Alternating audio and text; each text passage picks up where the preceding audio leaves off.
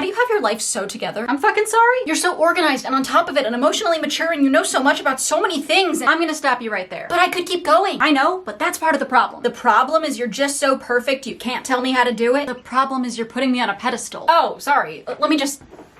Now will you tell me what the problem is? The problem is that you assume that I put all of this maturity into practice all the time. Why wouldn't you? You know when you have things to get done, but you also want to go on your phone? Yeah, I'm gonna go on my phone. Exactly. What? Sometimes I know and I make the right choice, but sometimes even when I know what the right choice is, I can't always bring myself to actually make it. I mean, I guess, but you still really have it together. My friends have quite literally told me that they enjoy listening to stories about my love life as if they are a work of fiction. Oh, yikes. Yikes. I feel like there's some things people should know if they're coming to our page. Oh, absolutely. Like, for one, I'm one person, and also I'm not a therapist. Didn't even get a degree in anything that could remotely apply. I'm an actor, and I got my degree in theater. So if somebody is wondering where I learned all this stuff, it's just life experience and being in therapy. Not only do I not have the qualifications to be a therapist, but I also don't have the ability to care for 500,000 plus people individually. You know, the way a therapist would. So please don't trauma dump in my DMs, or my comments, or my email, or anywhere. I enjoy helping people, but also I've got my own shit to deal with, and sometimes the trauma dumping can really weigh on me. And because I'm not a professional and I don't know my audience personally, some of my advice might not be good advice for some of the people watching. Everything I make videos about is based on my own personal experience and what works for me. But just because something doesn't work for somebody who's watching doesn't mean it's bad advice. It's just ineffective advice for some people. We all on the same page now? I think so. Awesome. Welcome and thanks in advance for respecting my boundaries. If they wanted to, they would. If they wanted to, they would. If they wanted to, they would. Oh boy. Look, I just need to remind myself of that because if they're not reaching out, they clearly don't want to talk. Okay, so before I say my piece on this, not a disclaimer. The advice in this video might not work for everyone. If it helps you, great. And if it doesn't, that's fine too. You want to talk to them, right? Of course I do. Do it then. No. Why not? I want them to text me first. And I don't really have anything to say right now. And I'm busy and I'm not really on my phone. Cool. Now imagine them sitting by their phone thinking about you and saying if she wanted to, she would. Oh. There can be tons of reasons that someone can want to do something and not actually do it. Like being busy, or not having anything to say, or being too nervous, or being in a bad place mentally, or literally any other reason that you can think of to not reach out to someone. What if it's a consistent pattern though? Well, then that's something you need to decide if you're okay with or not. But maybe just because somebody wants to doesn't always mean that they will. And just because they haven't doesn't always mean that they don't want to. My love life is a mess. Proceed with caution. After being single for such a long time, it must be because I've done something wrong. Well, I wouldn't say that. I mean, yes, you've made mistakes, but you haven't done something wrong as a person. I just need to know what to fix about myself. There's nothing inherently wrong with you that needs to be fixed. So why am I not dating? You want to be in a happy and healthy relationship so badly. Exactly. Maybe you just haven't found someone that you think you can have that with. What if I feel like I have? Maybe they feel like they don't have that with you. So what's wrong with me? Nothing. Relationships are a two-way street. When I find somebody who wants me, I'm ready to turn it into a partnership. What do you want in a partner? Somebody who wants me as much as I want them. What are some qualities that you look for in a person that make you really want to be with them? If you just keep basing your relationship ideals off of somebody who wants to be with you, then it's gonna be harder for me to find a good relationship because you're not looking for someone who enhances your quality of life. Maybe I should stop basing my standards off of just wanting a relationship and start thinking more about what kind of person you would want to be in a relationship with. I'm bored. Oh, hey, bored. No. What are you bored of? Like everything in my life. What do you mean? I just feel like every day is the same. Go to work, log off, work on video stuff, eat dinner, go on your phone, get tired, go to bed. And even after just sitting there all day, I still feel exhausted all the time. I know it doesn't feel like it, but do you think that maybe you have too much going on? I have so much happening that I'm bored? Yeah, because your schedule is so packed that you have no time to do anything except for the same stuff every day, leaving no time for me to try something new, hang out with friends, make new friends, or do literally anything else without the nagging feeling that I'm wasting time. So maybe instead of adding things to your plate just to feel something, I should try to take a step back. That way you can actually take in and enjoy the days and have the time and energy to make them feel different. What am I supposed to do when I finally found someone who makes me feel safe and that exact feeling of being safe sounds off the alarm bells? I just know this feeling won't last forever. Who's to say it can't? Every time I felt this way before, I was right in the end. Okay, listen. Listening. Every relationship is going to end. Well, not all of them, whether that be by choice or by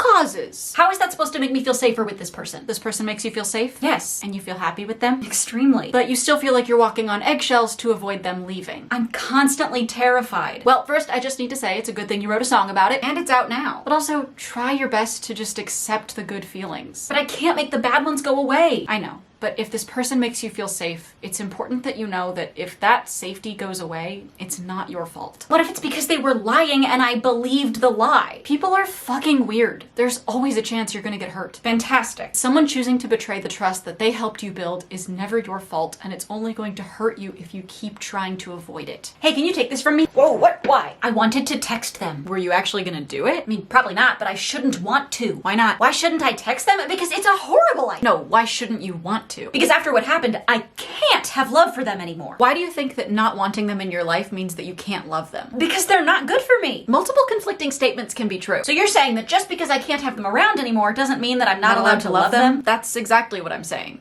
This person was really important to you once, right? Yeah. And sometimes when you connect with people like that, that feeling never entirely goes away, even if they're no longer in your life. Even if it's because they hurt me, someone causing you pain sucks. But that doesn't mean that you never loved them. So what am I supposed to do about it? Nothing. So I'm just out here deeply caring about a person and never speaking to them? Yeah. But that feels awful. So does beating yourself up over caring about someone. You good there, bud? There's just so much in here and I don't get most of it anyway. I think I'm gonna sit this one out. Plus it's not like my vote does anything anyway. You get a lot of texts about voting, yeah? They are so annoying. And you see a lot of commercials. And for both sides of every issue, it feels like. If your vote didn't matter, these people would not be spending all that time and money trying to tell you how to use it. Smaller elections that sometimes come with midterms are a great way to actually make your voice heard in your community. But I feel like most people skip the small ones. Well, wouldn't that mean that your vote is weighted more heavily? Okay, but I still don't know who or what to vote for. I can't tell you what to do there, but I can tell you my little trick. What's that? If I ever feel stuck, I just check to see who endorses that candidate, proposition, or measure. Because usually I'll find at least a couple of names on a list that I agree or disagree with. And that'll give you a better idea on interpreting confusing wording. What if there's a race I just really can't find anything on and I don't have an opinion? You don't have to fill out every single question. Just try and learn about and fill out what you can. No matter what I do, it just doesn't sound right. What doesn't? The song I've been working on. I'm trying to produce and mix it, but no matter what I do, it doesn't feel good enough. I say this with love. Go ahead. Hurt me with your words. Have you ever considered that maybe it's just not something you're very good at? Well, then how am I supposed to get good other than keep practicing? I mean, yes, but maybe you could practice in a lower stakes environment. No, I want to put out music and I want to say that I did it all by myself. And when do you want to do this? Immediately. But you don't like the way it sounds. No. Pick two. You do it yourself, you do it now, you're proud of your work. No, I'll take all three, thanks. Why? Because I should be able to. Why? Because other people are able to. Why? Because I want to do it on my own. Not everything you do has to be a one-woman production. False. Sometimes if you want something to be the best that it can be, you need to ask for help. But that's not fair. Maybe not, but that doesn't change the fact that there are people out there who know more and are better than you at different things. Next you're gonna say my life will be easier if I work with them and learn from them. You are so lucky that I hold the patience for both of us. So I have to have a hard conversation. Okay. And I know the other person isn't gonna like it. Okay. And I know you told me that I should do these things at the first appropriate time. I don't think I like where this is going. I just don't want to do it, so I haven't been talking to them, but I'm seeing them in a few weeks, so maybe I can just do it then. Dude, I don't understand why that's so bad. Okay, so let's say you have something that you need to tell me. Okay. If you tell me as soon as possible, then yes, I'll be hurt, but then I can start to process those feelings and move forward. Right, but let's say you wait a few weeks. Hypothetically, of course. I'm still gonna have to process the feelings I have that come with whatever you have to tell me. So why do I have to do it at the first appropriate time? Because now I also have to spend 3 weeks wondering why my friend is acting weird and barely talking to you with no context. But eventually I'll tell you and it'll be fine. Kind of, but now I also have to process the feelings around my friend withholding information from me too. So it's kind of like I gave you 2 pieces of bad news at once. Procrastinating difficult conversations doesn't make them any easier. It just prolongs the amount of time that the other person might be in pain.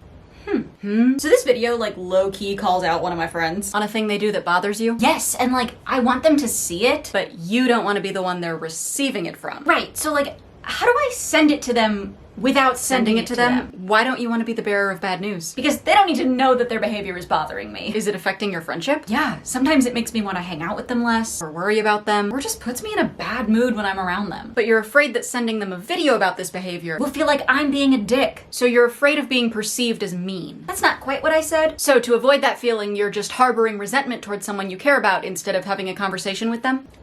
So sending the video isn't really the problem. It's that I know that this subject requires a larger conversation that I'm afraid of having. So maybe instead of just sending a video, I should be a little more thoughtful and explain what's bothering you kindly and respectfully. I'm anxious for no reason again. Well, the reason is that you've been appropriately diagnosed with an anxiety disorder. You know what I mean. You want to be able to calm yourself down, but you can't pinpoint what you're anxious about. Yeah, that. What are you doing? I'm cold. Maybe a jacket would help before that? No, just my hands and feet are cold. Does this happen a lot? Yeah, it happens whenever I get anxious. And what's the weather like right now? Cold. So you get cold when you're anxious? Yes. And it is currently cold? Yes. And you're not sure why you're anxious? Do you think maybe because I get cold when I'm anxious, that your body also responds to cold by assuming that it's anxiety? Yeah, I think that's a possibility. So whenever I'm anxious, I should look for the ways that my body is responding, and then try checking that list if you ever feel anxious over nothing. But then what if none of those things were the problem? Well, then you were at least able to rule out a couple of possibilities. I'm so exhausted. Whoa, what's going on? I just have so much going on, and a lot of it is really high stress. So you've basically tired yourself out just by thinking about the stress. It's like I can barely keep my eyes open anymore. So what are you doing to make life less stressful? I'm gonna say this again in hopes that you just didn't hear me the first time. What are you doing to make life less stressful? Waiting for the stressful stuff to end? I know you're a comedian, but that one wasn't funny. What else am I supposed to do? None of it's optional. It's not like I have a choice. Have you told anyone that you're stressed?